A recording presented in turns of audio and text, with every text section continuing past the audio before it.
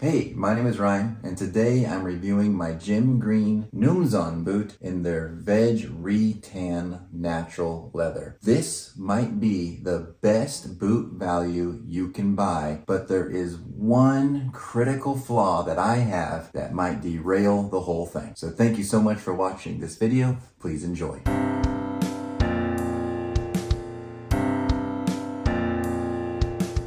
In just a moment, we're going to do a deep dive into the shoe and look at all the components. But first, I want to talk about something that really does add to the value of the shoe, and that is the company, Jim Green. We know a lot about Jim Green because of their social media presence, and it's great. Part of that ups the value of the boot. We know that the company was started in 1992 out of a garage.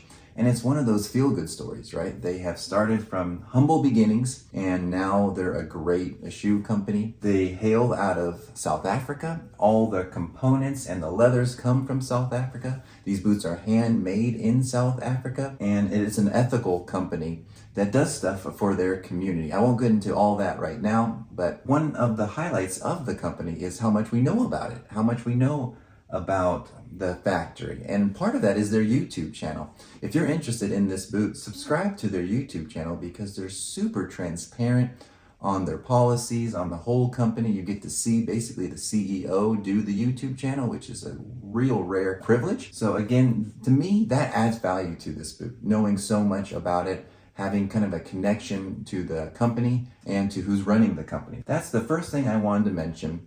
And my overall impressions of this boot is that it's a great boot that a lot of people will love, and it will be the best value boot that you'll ever buy. Now, let's take a deep dive into the boot and see what you're really getting for your money. Normally, what I would like to do is start from the bottom of the shoe and kind of work my way up, going over the different components. But what we're going to do is we're going to kind of use Jim Green's website as an inspiration on how we look over this shoe or boot. So we can kind of use what they think are the best talking points and look at them as we are reviewing them. So one of the first things they highlight, of course, is the leather. It's the leather boot.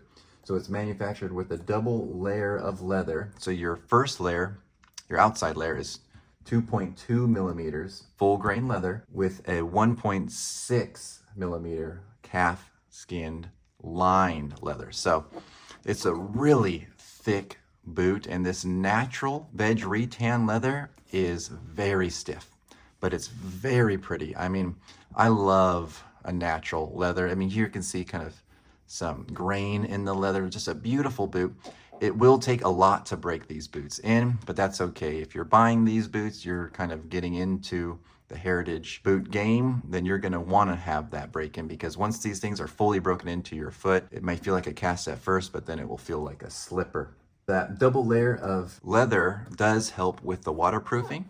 And speaking of waterproofing, you can see how the tongue is gusseted. It is a really unique tongue. They call it a kiltie, which, you know, it's not a true kiltie, but there's just lots of layers here. So you have two layers of that outside leather, and how it's sewn together with this flap. You kind of have to learn how to put these on. You tuck this in the back, but it's a great waterproof boot. And with the double row of stitch down, that helps with that also. The toe cap is really interesting. So we know Jim Green's famous toe cap. It's not a straight toe cap, it's curved. That's how you'll know if you're walking around if it's a Jim Green boot. But what I think is so interesting is first of all, it's a true toe cap, and you can even see the layers here. They're both stitched down, and it has a celastic toe puff, and it has the liner there. So you have 4 layers at the toe, so it almost feels like a steel-toed boot. Now, I wouldn't trust it like I would a steel-toed boot. If a piece of metal came down on this, I don't think all that would hold up.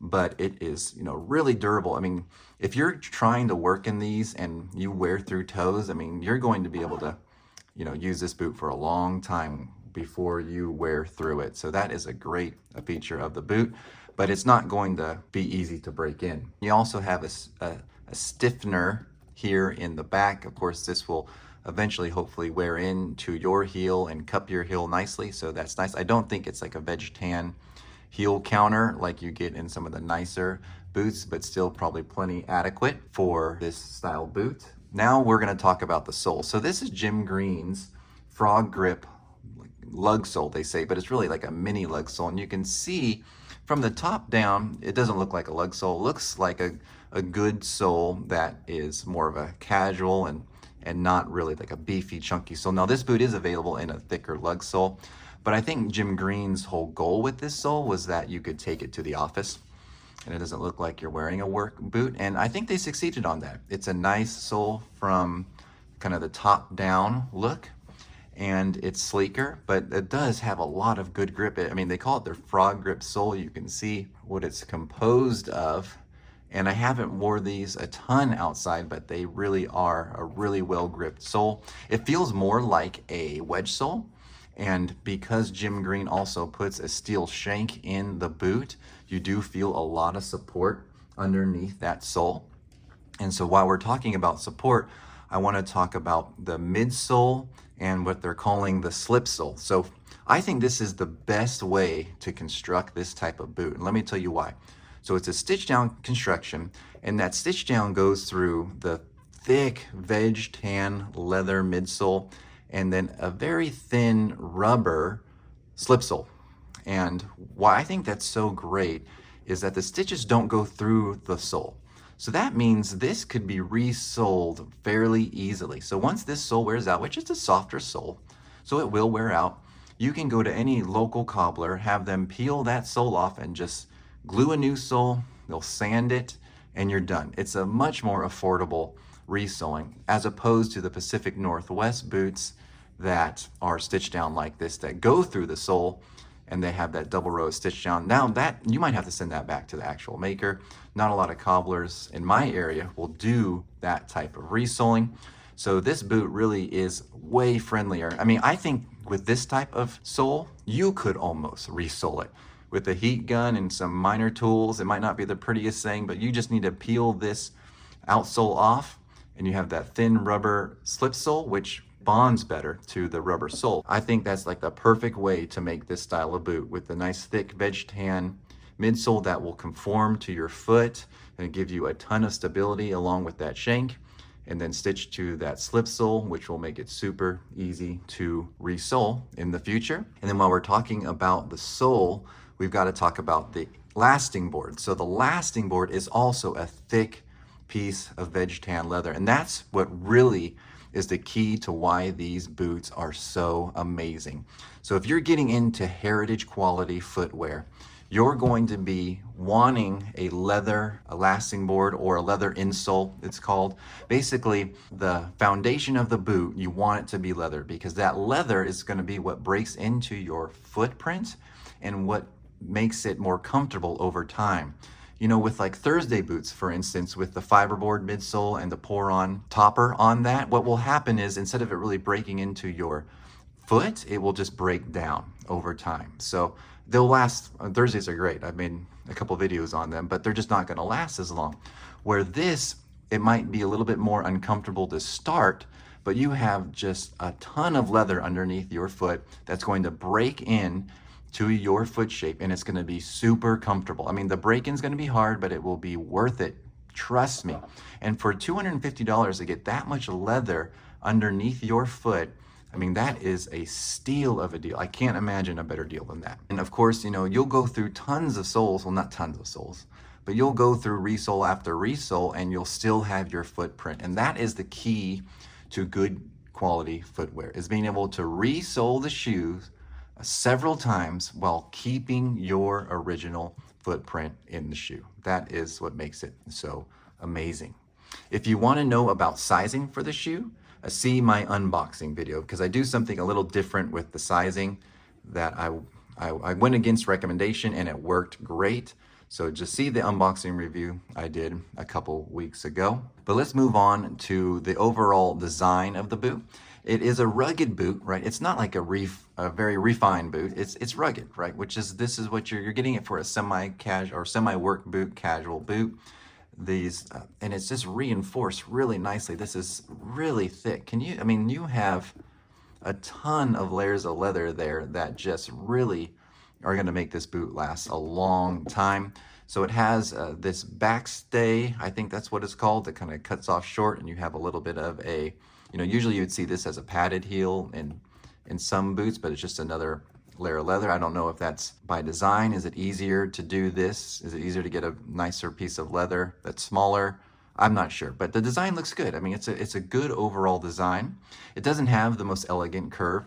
I'm hoping that that breaks in over time, that will really hug your feet, because really that curve right here it's a big factor with heel slip. So a lot of people, I think, when they think of heel slip, they think they have to have the perfect sized heel, and that helps. But I think one of the biggest factors is if you have a curve here that kind of locks in the back of your heel.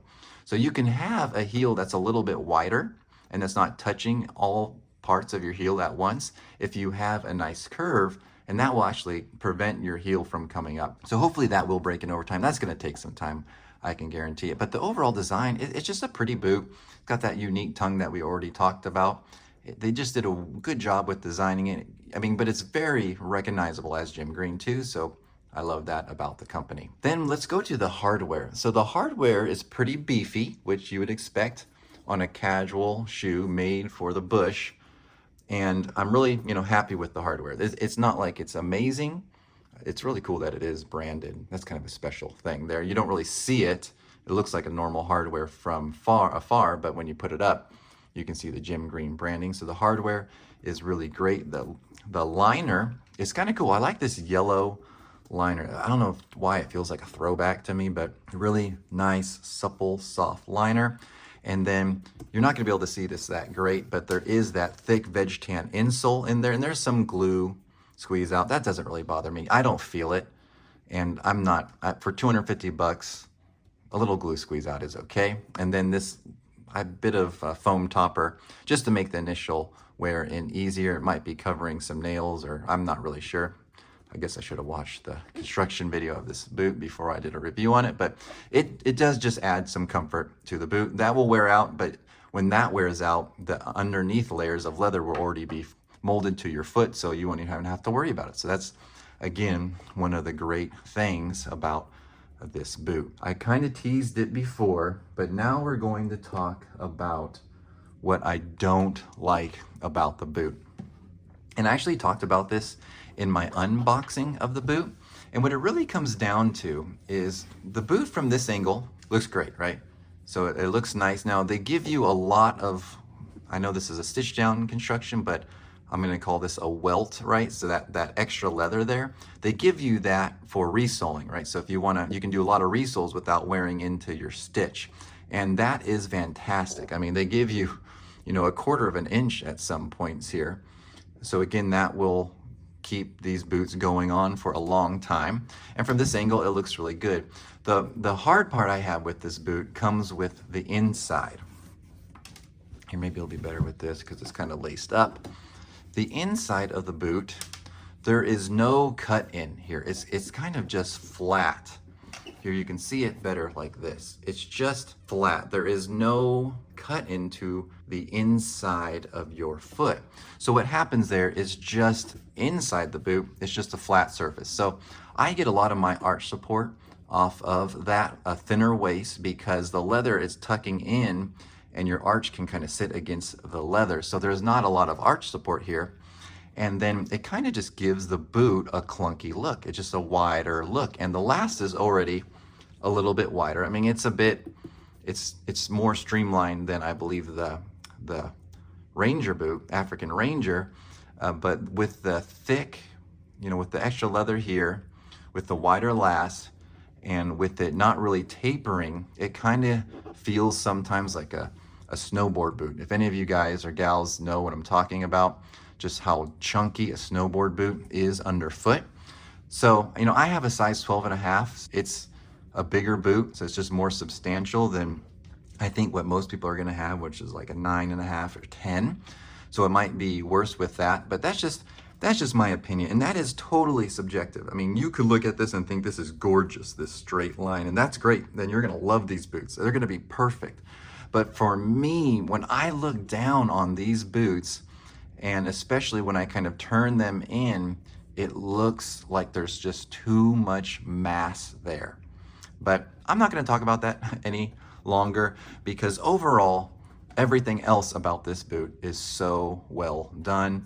It's such a good company, so well constructed. Now I'll close the video by giving you my final thoughts. All in all, I think this is an amazing boot and an amazing company. $250 for what you get in this boot is unbelievable. There's ways that they get around this with the tax laws because it's all locally sourced in South Africa, but you can even buy these on Amazon. I mean, this is, in my opinion, the best boot value for money. Everything you get in that $250 price range is just awesome. If you can just live with the shape of the shoe. Thank you so much for watching, and we'll see you on the next one.